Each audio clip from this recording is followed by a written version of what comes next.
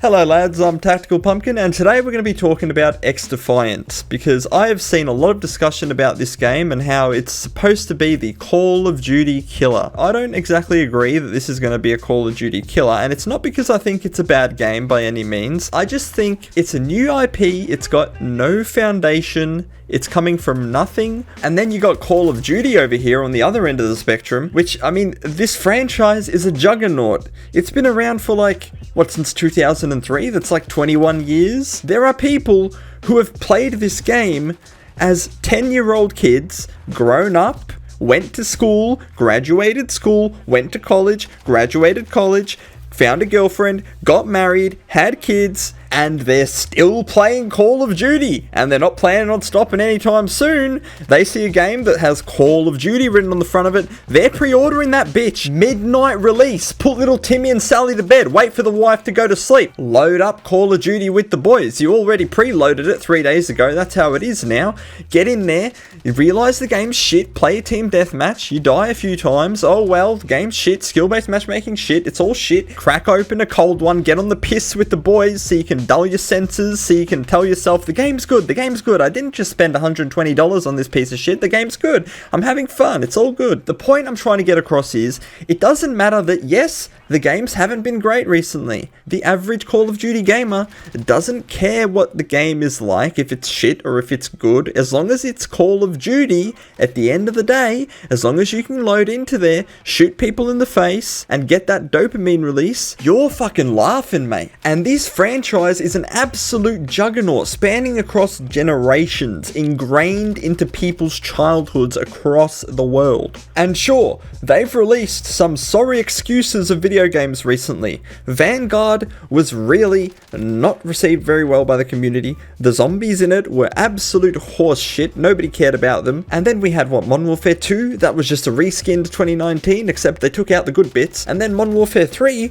was just a reskinned Modern Warfare 2, except they tried to add some of those good bits from 2019 back and they kind of fucked it up. Now looking at this game that's supposed to be killing the franchise, XDefiant, we have here a game that on the surface seems like a great game. It's very well made. I mean, we're looking at the UI, we're looking at the gameplay itself, how smooth it feels, how the gunplay is. It's all pretty good.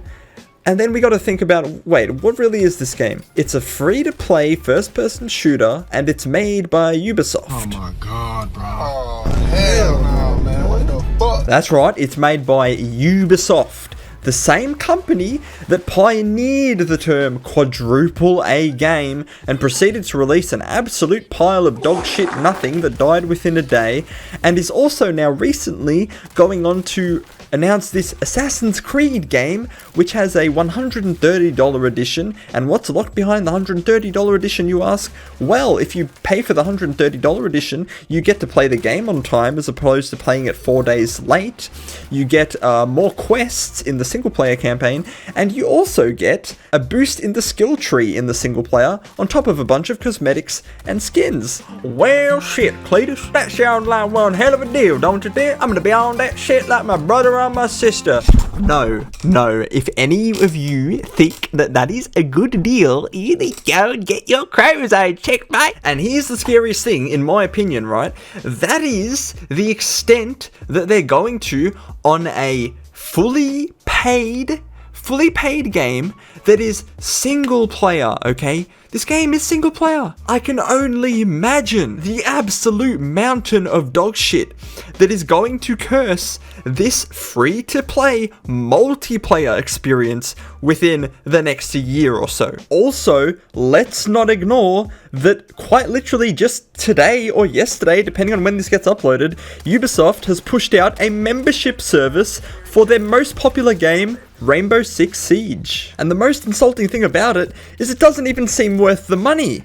You get a few battle pass tier skips, an ugly skin, and like one loot pack to open. But Ubisoft knows there's going to be a pretty alarming amount of people that see, oh hey look, there's a new membership service on my favorite game, may as well buy it. I don't really care what's in it, I just want to have it because it's my favorite game. And so once again, Ubisoft is inevitably going to be rewarded for an even deeper step of monetization, which does not bode well for the future of their games. I hope you're ready to pay 10 cents every time you want to reload your gun, or 50 cents every time you want to call in an airstrike. Oh, what's that? You got obliterated by somebody who bought the new overpowered operator early with real money instead of earning it like a normal player? I hope you're ready to pay 85 cents to respawn. Now, obviously, this is hyperbole, right? I don't actually think you're going to have to pay to reload, alright, or pay to respawn. But the point I'm trying to get across is there's going to be a lot of monetization. It might not start off as hostile or predatory, but it's probably going to become that if the game is very successful and Ubisoft sees that they can get more money out of people by adding in more pay to win type things in the future. And the other thing about Call of Duty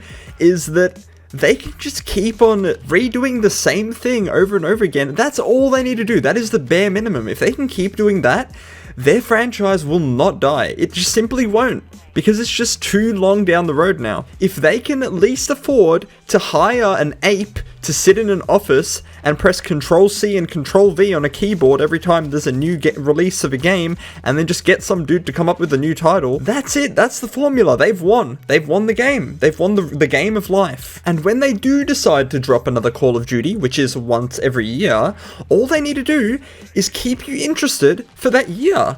Because when the year is over, there will be another Call of Duty, and the old one will be forgotten. That's just how it is. That's the life cycle of the Call of Duty game, which means you don't really need to maintain somebody's attention for any longer than that. Year after year, game after game, people will just jump to the next one and jump to the next one. I'm not sure what Ubisoft's plan is for XDefiant, but I'm assuming they're not planning on having XDefiant this year, and then XDefiant 2 next year, and then XDefiant Ballistic Warfare the year after that, and then XDefiant Cock Ops the year after that. So seeing as XDefiant is completely free to play, and their plan is probably to just keep it going as a live service for the years to come as long as it stays relevant, they're gonna have to poke and prod to stick in these microtransactions to make sure this game is worth keeping up. Even right now, as I am making this very video, Treyarch is currently advertising marketing their next game, which is Black Ops 6, which will be coming out more than likely in October or November this year. And to be completely honest, I don't see Black Ops 6 being a huge flop by any means, because if you look back at the last Treyarch game, which was Call of Duty Cold War, it actually was pretty decent. Sure, it didn't reach the same legendary status as Black Ops 1 or 2 or 3, but it was a Black Ops game, and it felt like it fit into that universe, and it was a pretty solid addition. And so now that Treyarch have had about 3 years to work on Black Ops 6, which is a lot more time than they normally have for these Call of Duty cycles, I'm pretty confident that Black Ops 6 has to at least be slightly above the average Call of Duty game that we've been getting recently. That just seems logical to assume. So far, the marketing campaign that I've been seeing them doing for Black Ops 6 is a pretty big effort. There are a lot of these live action trailer things that are coming out and teasers over the last few days. I've seen footage of like a van driving through New York with the Truth Lies logo on it, which is the Black Ops advertising little slogan that they have. And this is the thing, you can only advertise a multiplayer game mode so much and like keep people interested when it comes to, you know, lore and all the deeper aspects of the game. With a game like Call of Duty, sure, you advertise the multiplayer, but that's really only a small part of it. Most of Call of Duty advertising centers around the story of the campaign, and if there is one, the zombies mode or whatever other alternate mode is available. I haven't even mentioned the fact yet that there's a considerable roster of influencers like YouTubers or Twitch streamers who quite literally rely on Call of Duty for their career. Their job is to play Call of Duty, to talk about Call of Duty, discuss lore, play the multiplayer, find Easter eggs, all this sort of stuff. This is a massive community. And even if the developers are willing to throw out dog shit games over and over again, these people who rely on the IP are 100% going to do everything they can to make sure the games stay relevant and they don't die out no matter what. And so the reality is, at this point, After all these years, Call of Duty has mastered the art of advertising their games. They know how to do it, they know what gets the most views, what gets the most attention, and they're bloody good at it. And so for a competitor like XDefiant to start from ground level and build its way up to the point where it could, supposedly kill Call of Duty, it's going to take a hell of a lot of effort and building of the community, building of the culture around the game. The game needs to become a pinnacle of gaming. It needs to become a central IP that sits up there and competes with the likes of your Call of Duties, your Battlefields, your Elden Rings, your Skyrims, your Minecraft, your Fortnite and PUBG. Because if it can't do that, if it can't gain that following, it just won't be able to kill Call of Duty. Because sure, it can build its way up and it can become decently popular, but in order to remove Call of Duty from its pedestal, it needs to pretty much overwrite its position, because it is such a similar game in terms of what it's trying to do with its multiplayer. It very clearly aims to adopt the same audience as Call of Duty. I think that as of right now, my prediction is that XDefiant will become popular. In fact, it already is popular. A lot of people are playing it and enjoying it, but it will not kill Call of Duty, it will not even come close to killing Call of Duty, and it will probably spawn its own new little cluster of audience that are interested in XDefiant and are completely separate from the Call of Duty community. I guess then one of the big questions that I have is, how will Ubisoft cope with maintaining this community that they're going to build with this game? Because clearly a lot of people are enjoying it. How are they going to maintain the community? How are they going to look out for what the community wants? Are they going to be responsive and change things? From what I've heard so far, it sounds like they've taken some pretty decent advice from people in between the beta and now this full release. So they're on the right track there. I just hope that for the sake of the fans of this game, they don't end up going down the dark path of deep monetization that ends up hurting the actual game by making more pay-to-win sort of features, which ultimately end up killing off most of the community that just don't want to deal with their shit. And before I wrap this video up, I do want to point out one last thing. While it may seem throughout this video like I'm a little bit of a Call of Duty simp, trust me, I am very aware that Call of Duty has been making some very unfortunate changes in the past few years, and they've been going down a pretty bad path, to be honest. I mean, ever since battle passes were introduced, the extremely heavy monetization of all the cosmetics, thankfully they're just cosmetics for now, but let's be honest, we all see what you're doing, Call of Duty. When you release 2 or 3 new guns at the start of the season, and those 2 or 3 new guns just happen to be the new meta in the game, and you immediately push out like 3 or 4 new bundles that all cost like $30, $40, $50 each, specifically for these new overpowered guns, we see you.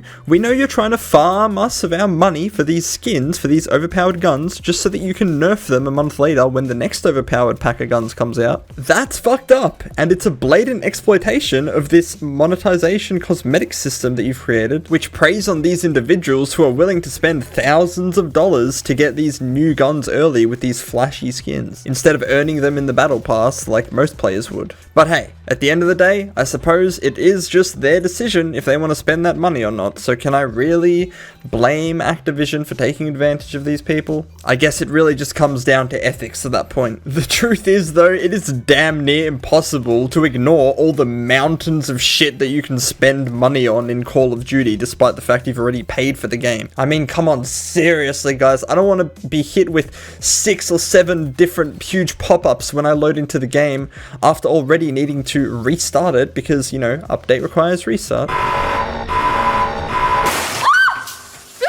Anyway guys, that is going to do it for today's video. I just wanted to give my thoughts and opinions on XDefiant versus Call of Duty and why I think they're both sort of their own games and they shouldn't be seen as this thing where like, oh, only one can exist and the other one can't. And to all the hardline Call of Duty haters out there, I hate to break it to you, I hate to be the one to tell you, but Call of Duty just isn't going anywhere. It never was going to go anywhere and it never will go anywhere. It's just going to kind of be here. So you're just going to have to deal with it, I guess. Oh, and please, while you're here, if you liked the video, leave it a like, and also please comment and let me know what you thought of the video, because this is a very different kind of video to what I normally do on the channel, and I'd love to get some feedback and just see what you guys think of it. Alright guys, I'll catch you in the next video. Stay happy, stay alive, stay safe, and thanks for watching.